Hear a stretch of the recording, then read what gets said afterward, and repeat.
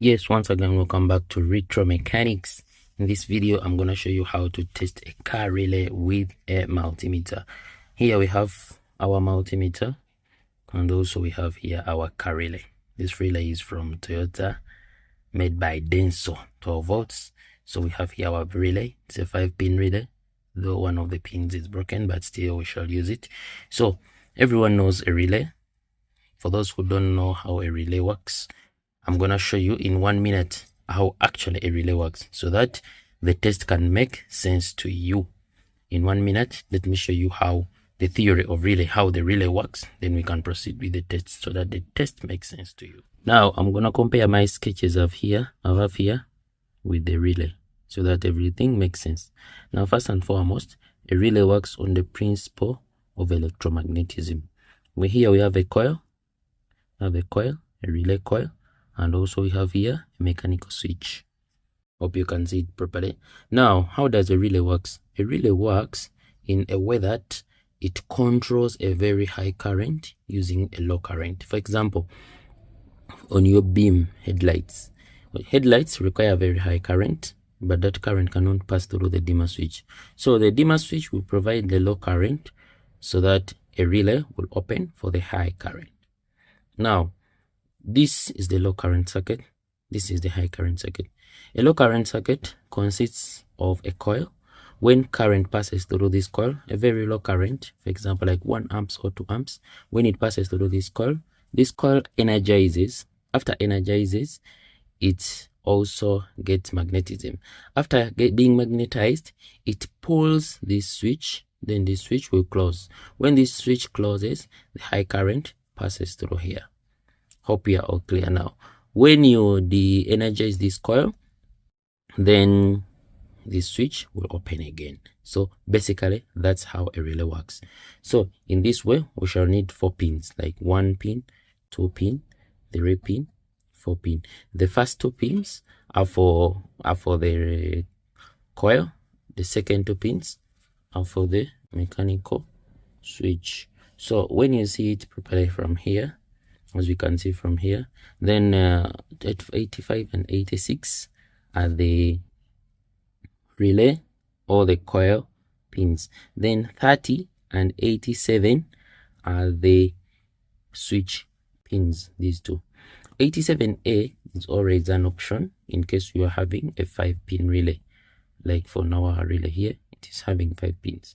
So in most relays, they will be numbered like this. So just get these numbers and you understand that 85, 86, that is the coil. 87 and 30, that is the switch. So it means that if you energize 85 and 86, then 30 and 87 should have a continuity. There should be a continuity. If this one is dis-energized, then there should not be continuity. 87A is provided as an option in case you're having a 5-pin relay. A 5-pin relay, if you are having a 5-pin relay, then 87 is the normally open contact. It means that if 85 and 86 are not energized, that is the word, the where the normally open comes from, then 87 is open. But 87A, if 85 and 86 are de-energized or they are not having any current, then this one is closed, meaning that 87A and 30, they are both having a connection, or the continuity is there, is present. But here there is no continuity. The continuity here will only happen if this is energized, meaning the coil will pull this. So if you were to put an 87A on our symbol here, it will be somewhere here, such that when you energize this, it will pull the switch, then 87A will lose contact. Hope that one makes some sense. Then when you look at this one, then these two small connections, these two small connections are the coil connections.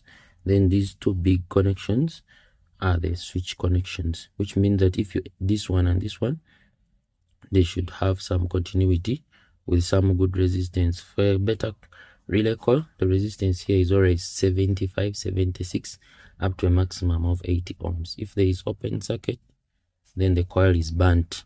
if there is low resistance, then there is short circuit in the coil, basically. So when this one is not energized, then these two are supposed to have an open circuit. When this one is energized, then these two are supposed to have a closed circuit, meaning their resistance should be very, very low. If this one is energized and there is no continuity between the two, it still means the relay is having a problem. This one in the middle, this one is the normally closed contact, because this is a 5-pin relay. So if you want to use your relay for 4-pin applications, then this one you don't need it. You can either remove it or you can leave it there, depending on your purpose, because this is the coil, this is the switch. So how do we test the relay? First and foremost, we are going to test the continuity of the coil so that we see that the resistance is in range. It should be around between 70 to 80 ohms. If it is below that and it's around 20 ohms, there is a short circuit. If it is very high or open circuit, means the coil is burned. When we test this one, then this one we should also test so that we ensure that it's having an open circuit. If it is, the circuit is closed but this one is not energized, it means still this relay is bad. It is bad, of course. So that's how we are going to conduct our test. Hope now the theory makes sense. Now the test will make a lot more sense. Now let's start our test without wasting time. So start and foremost, get your multimeter and you set it to low resistance. Low resistance. Make sure it is not holding data. From here, it is not holding data. Then after that, we can start our tests. When you look at our multimeter reading, it is showing 1, meaning there is nothing, is open circuit. So we go to our coil. When we go to our coil, I told you these are the two. So initially you can also have connected a clip here, yeah, so that I can hold one probe there. So you can even put the probe there and the multimeter will make some sound, show you the resistance. Then when we put the probe on the second coil, it is showing us the resistance. The resistance is around 77, 76, 79 ohm, which means that our coil is very okay. You can check again. It shows our coil is very, very okay. So our first test is done. Remember, this relay is where it is now, it is not energized. So we can also test the resistance of these two. Now let's test the resistance of the switch. It should be open circuit because the relay is not energized. Now, in order to test the switch, I've connected one probe here. You can feel it's making noise. So I'm going to put another probe on the second contact of the switch. When I put the probe on the second contact of the switch, it is not making any sound. It is showing that it is an open circuit, which means our relay is okay. Now I told you about the 5-pin relay. Now 5-pin relay, this one here is the normally closed contact here, and when you put the probe there, you can feel the sound. I don't know whether you are feeling the sound. Yeah, we are talking about the normally closed contact on the 5-pin relay. 5-pin relay, this is 30. Now this is the 87A. When you put here the probe, you can feel the sound. It means that whenever this relay is closed, this one must generate a sound, because this one is the one conducting and this one must not generate anything, which means this is the open circuit. This means that when this one is disenergized, the coil, then the relay is conducting from here up to here, but here and here there is no conductivity. So when we energize these two coils, it means the relay will conduct from here to here, but here it will be open circuit. You can test this with when we energize the relay coil. Now here we want to energize our relay so that we test the relay when it is energized. Here we're going to use a car battery. Here I've already connected one terminal of the relay to the positive terminal, so the negative terminal I'm going to connect it on the negative terminal of the battery. when you connect it there, I think you can feel the coil sound, and it is pulling the switch. So what do we mean? Before energizing, when we test here, it is open circuit.